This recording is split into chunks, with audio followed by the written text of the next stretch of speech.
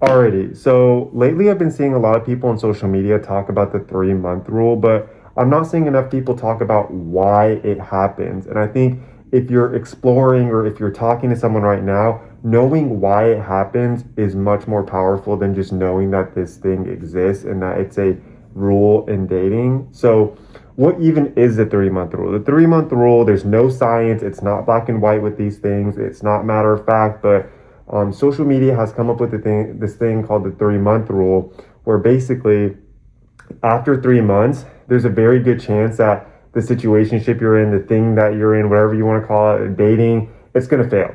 It's gonna fail. Like that. Like I don't know how to explain it besides like why it's more likely to happen, but it's just a thing, and that's why you see a lot of people on social media talk about it. But the reason why after 3 months, and that's pretty much the benchmark, things like this happen, is think about it. When you first meet someone, how exciting is it? How exciting is it to get to explore something new?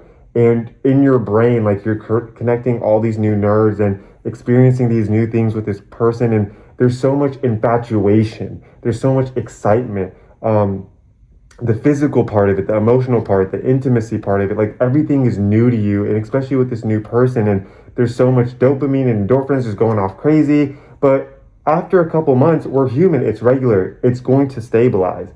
It's going to go from whoop, you know what I mean? And it's going to find a stable level, either to something where you're satisfied or something where it just goes straight down and you're just like, man, like this isn't as exciting as it was anymore. Like, and it sucks to say this out loud, but you're like, man, like I have this person, like the chase is over. And obviously everyone is dependent, like it's different for every person, but that's one of the main reasons why. It's because the newness of it, the excitement of it wears off. Another reason is the fact that after a couple months, it's hard to keep up the act. And let's be real here, when you're on a first date or when you first meet someone, most people, right? I won't speak for everyone, but most people are not their authentic selves. They just aren't. They're instead, putting up an act because they want to put their best foot forward, and that's completely natural. It's like going in an interview, but even when in an interview, when you get the job, you're not going to show up in a suit and tie and have your hair done and your makeup done and look 10 out of 10 every day and show up right on the dot. And it's like when you get the job after a couple weeks, when you're done putting your best foot forward and you've laid out you've got to lay the land, then things are going to change. And that's exactly how it works at the start of a relationship. If you have the person, you passed all the tests and you did all the niceties and whatever, like it's just natural for most people, right?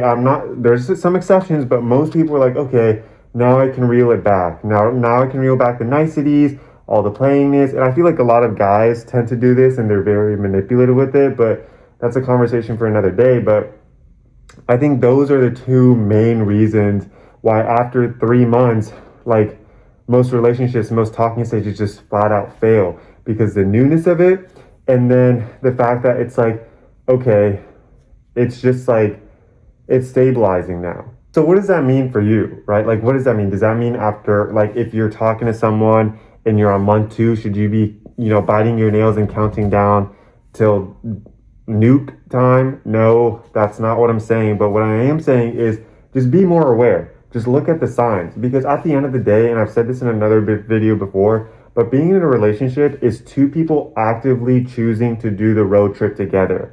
If someone starts reaching for the door trying to get in or trying to get out, or they start veering the car on purpose trying to crash you both, pay attention to that. And those signs are very much like they are screaming at you at month 3.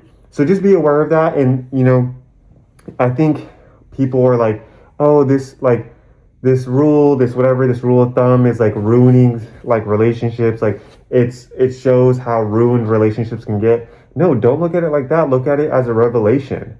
Things aren't getting ruined, they're just being revealed. You like, why would you not want to see someone for who they really are and have their intentions revealed, whether they're malicious or just straight up, whether malicious intentions or good intentions with you? Like, why would you not want to have that? So I think moving forward, the main takeaway from this is okay, the 3-month rule is where things change, right? Either they change for the better or they change for the worse. And sometimes they're just completely stable. And I would rather take that than things going off and being in the dumpster. Okay, so just keep that in mind. And if you're talking to someone right now, just keep out and be on the lookout for that and stay safe out there. I'll see you guys in the next video.